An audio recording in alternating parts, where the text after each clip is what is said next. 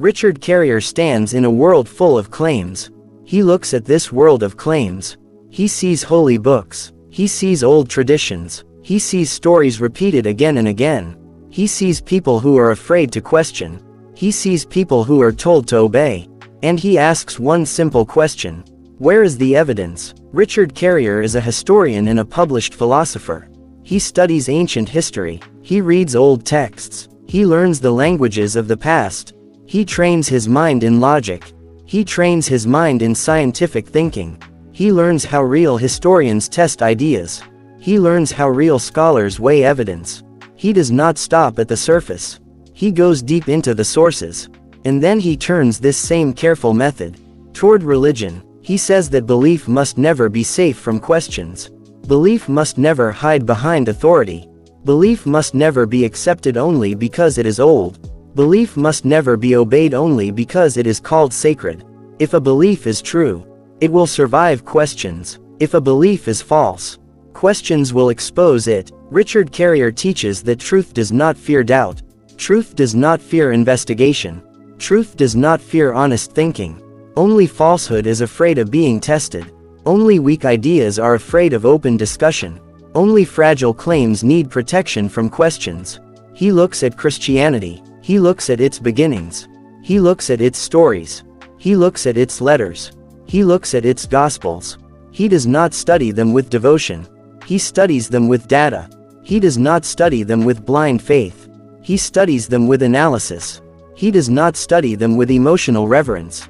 He studies them with clear reason. He asks very direct questions. What do the earliest sources actually say? What do they not say at all? Which parts of the story look like myth? Which parts look like real history? Which parts look like later invention? Which parts are supported by evidence? Which parts are only tradition and repetition?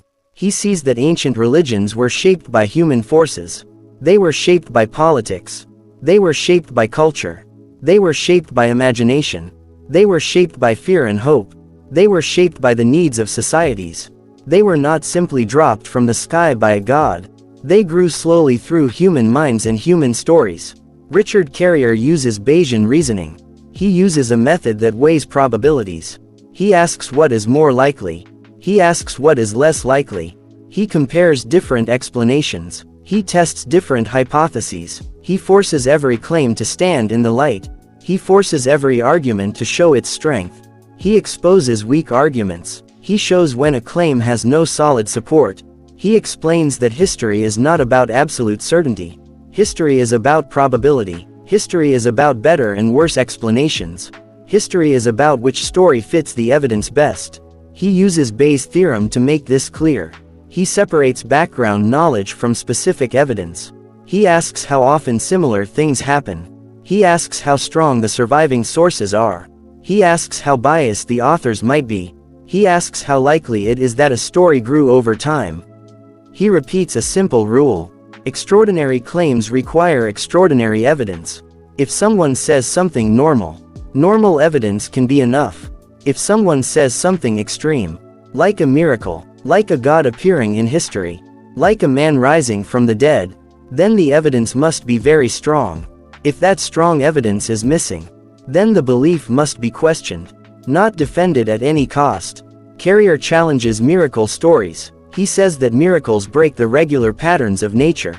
Nature follows stable rules. Nature does not change its rules for stories. Nature does not bend itself for legends. Nature does not rewrite itself for tradition. If someone says a miracle happened, the evidence must be powerful. Not just a story told many years later. Not just a story copied and edited. Not just a story repeated by believers. He challenges Scripture. He reads the texts carefully. He sees that Scripture often contradicts itself. He sees that Scripture reflects human authors, their time, their culture, their limits. He sees that Scripture changes and evolves over centuries. He sees that Scripture is edited, expanded, and reshaped. Scripture is not a perfect record from heaven. Scripture is a human product, made by people, copied by people, changed by people. He challenges religious dogma. Dogma is a set of rules that demand obedience. Dogma says do not ask questions. Dogma says do not doubt. Dogma says do not think for yourself. Dogma punishes people who use their minds. Dogma survives only in darkness. Dogma survives only where questions are forbidden. Dogma survives only where fear controls the mind. Richard Carrier stands for one clear idea. Reason should be our highest authority. Evidence should be our final judge. Truth is not something we receive automatically. Truth is something we must earn. We earn it by thinking. We earn it by testing. We earn it by checking our beliefs against reality. He defends a naturalistic view of the world. He says that the universe works by natural laws. He says that we do not need gods to explain reality. He says that we can understand the world through science, through logic, through careful study. He calls this naturalism, a worldview based on evidence, not on revelation. His work is a call to every listener. Think clearly, question boldly, examine deeply, follow the evidence wherever it leads, even if it leads away from your comfort, even if it leads away from your old beliefs, even if it leads away from the religion you were born into. This way of thinking is a philosophy of courage in practice. It asks you to face hard questions. It asks you to look at your own beliefs honestly. It asks you to accept when the evidence points in a new direction.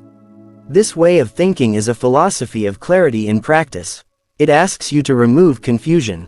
It asks you to separate myth from history. It asks you to separate story from fact.